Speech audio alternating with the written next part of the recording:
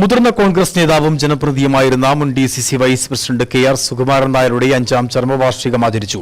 തൂക്കുപാലത്ത് നടന്ന അനുസ്മരണ സമ്മേളനം AICC അംഗം EM അഗസ്തി ഉദ്ഘാടനം ചെയ്തു.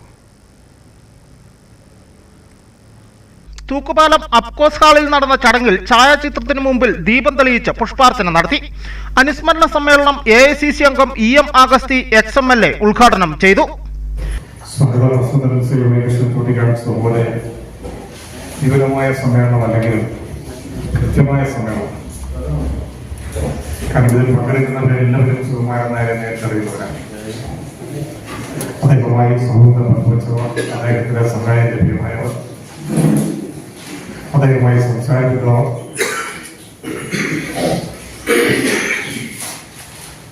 നേരിട്ട് ബന്ധപ്പെട്ട ആളുകൾ സംസാരിക്കുമ്പോൾ അതിലൊരു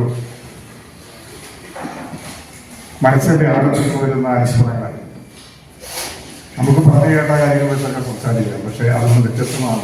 വളരെ മനോഹരമായൊരു സമ്മേളനം. ഈ സമ്മേളനത്തിൽ പങ്കെടുത്തവരെയും അദ്ദേഹത്തിന്റെ സൗഹൃദത്തിന്റെ ആളെല്ലാം എന്നറിയാം.